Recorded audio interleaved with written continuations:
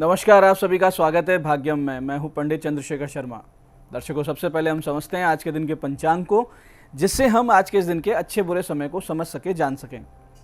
आज दिनांक है 20 अप्रैल सन 2024। विक्रम संवत 2081 चल रहा है। चैत्र मास है, शुक्ल पक्ष है, बसंत ऋतु है, तिथि आज की द्वादशी है और आज का वार है शनिवार। आज के नक्षत्र की बात करें तो पूर्वा फाल्गुनी नक्षत्र दोपहर बाद 2:05 तक है। उसके बाद में उत्तरा फाल्गुनी नक्षत्र है। योग ध्रुव है और योग की दृष्टि से आज अच्छे शुभ कार्य किए जा सकते हैं जो लंबे समय तक हमें करने, जैसे कहीं नौकरी ज्वाइन करना। अगर कहीं अच्छी जॉब मिल रही है तो आज आप उसे ज्वाइन कर सकते हैं। करण बव है, सुबह 9:26 तक आगे बालव करण रहेगा। सूर्योदय का समय दर्शकों सुबह 5:57 का था और सूर्यास्त का समय शाम 6:53 का है। आज का राहु काल सुबह 9 से 10:30 के बीच रहेगा। इसे पूरी तरीके से टाल दीजिएगा। इसमें कोई शुभ कार्य नहीं करते हैं और लंबी यात्रा पे नहीं निकलना चाहिए। अभिजीत मुहूर्त आज दोपहर 12 बजे से लेकर 12:51 के बीच है। दिन में 4 बार दुष्ट मुहूर्त भी रहेंगे, इन्हें ध्यान से समझिएगा, सूझबूझ से टाल दीजिएगा। हालांकि ये चारों सुबह बहुत जल्दी निकल जाएंगे, फिर भी रोजाना इन्हें समझा कीजिए और टाल दिया कीजिए। आज के दुष्ट मुहूर्त थे सुबह 5:57, 6:49, 6:50 और 7:41। आज का दिशाशूल दर्शकों पूर्व दिशा में, तो पहली कोशिश तो ये कि पूर्व दिशा की यात्रा को आप टाल दें, लेकिन जाना बहुत जरूरी है, अनिवार्य रूप से आपको पूर्व दिशा की यात्रा करनी है तो उसका परिहार करें।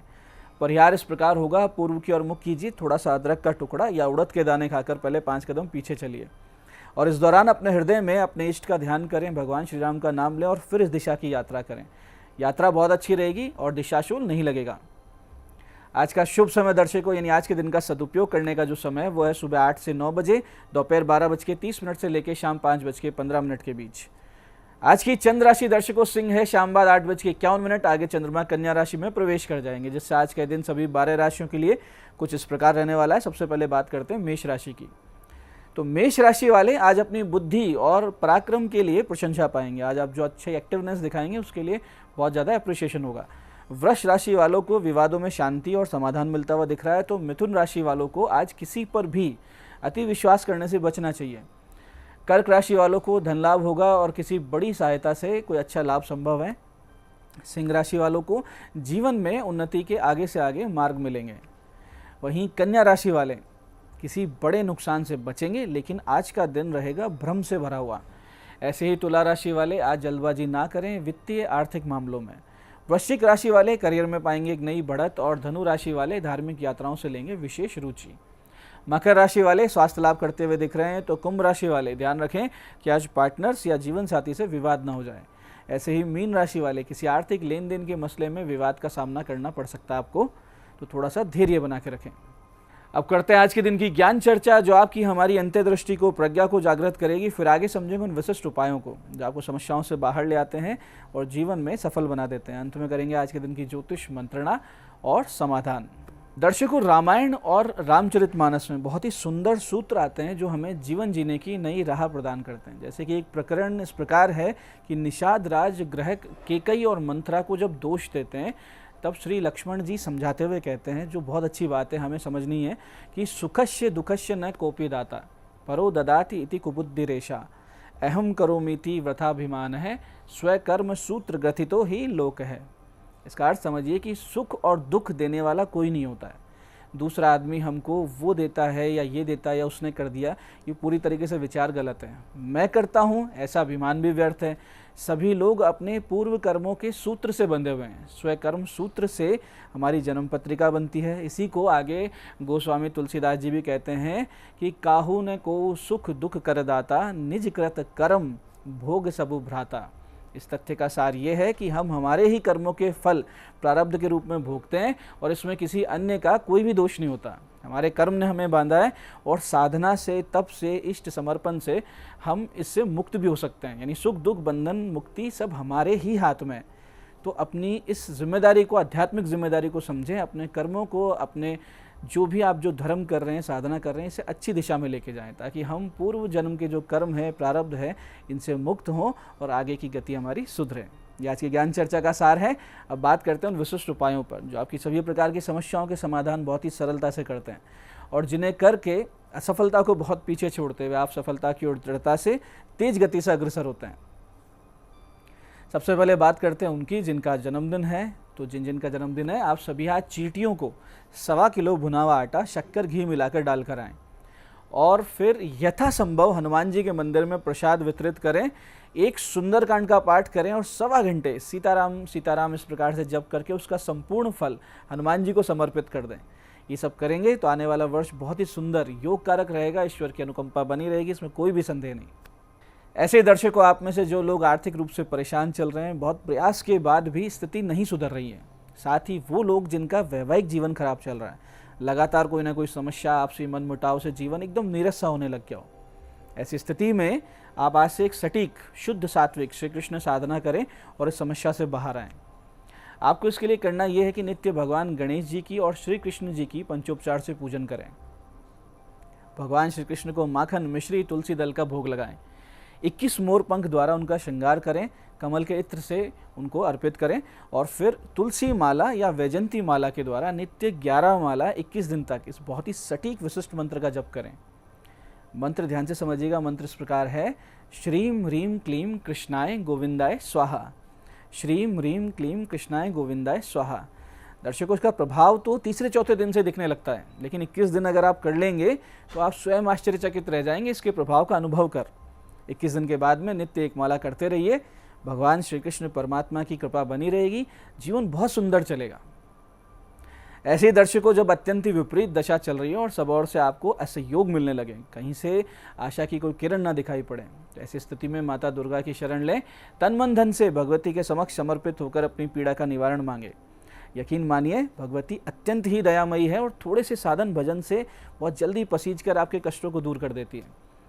ऐसी विकट परिस्थिति जब आए जीवन में, तो नित्य प्रातः भगवती के मंदिर जाएं, यथाशक्ति कोई भी एक फल भगवती के निमित्त लेके जाएं, मंदिर में बैठें, बैठकर सबसे पहले गणेश शतनाम का पाठ करें, फिर शिव शतनाम के पाठ करें और उसके बाद में दुर्गा शतनाम के स्त्रोत का एक पाठ करें। यानी पहले शिव जी, गणेश जी का, फिर शिव जी का, फिर दुर्गा माता का।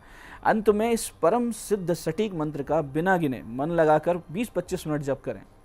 कुछ ही दिनों में आप देखेंगे जीवन से कष्ट ऐसे गायब हो रहे हैं जैसे अग्नि उत्पन्न होने के बाद में अंधकार दूर हो जाता है। तो जो मंत्र जाप आपको करना हो इस प्रकार है, ध्यान से समझिएगा। एम ह्रीम दुर्गति नाशिन्य दुर्गाय नमः। एम ह्रीम दुर्गति नाशिन्य दुर्गाय नमः। पूरे मन से कीजिए और भगवती का जो कृपा प्रसाद है उसका अनुभव कीजिए। ऐसे दर्शकों, घर में अनावश्यक कलह बनी रहती हो या नित्य नए विवाद सामने चल के आते हों और फिर आप अनुभव कर रहे हैं कि आपके अधिकतर होते होते काम भी कहीं ना कहीं जाके अटक जाते हैं, ऐसी स्थिति को ठीक करने के लिए आपको भगवान श्री गणेश जी का पूजन करना चाहिए और एक विशेष मंत्र साधना शुरू कर देनी चाहिए। करना सिर्फ ये है कि नित्य 2 बेसन के लड्डू 108 दुर्वांकुर लेकर भगवान गणेश जी के मंदिर जाएं, वहाँ सबसे पहले भगवान को धूप दीप दिखाकर लड्डुओं का भोग अर्पित करें और फिर अपनी सारी समस्या, अपनी परेशानी भगवान को पूरे समर्पण और आदत भाव से कह दें। फिर एक एक दुर्वा गणेश जी को इस मंत्र के उच्चारण के साथ आप समर्पित करें। 108 दुर्वा, 108 जाप होंगे, प्रत्येक दुर्वा के साथ एक जप करना है। 11 दिन ये साधना आपको करनी है। समस्त समस्याओं का निवारण निश्चित रूप से मिलेगा, इसमें रत्ती भर भी संदेह नहीं है, आप करके देखिएगा। मंत्र है ओम विघ्न राजाय विनायकाय नमः।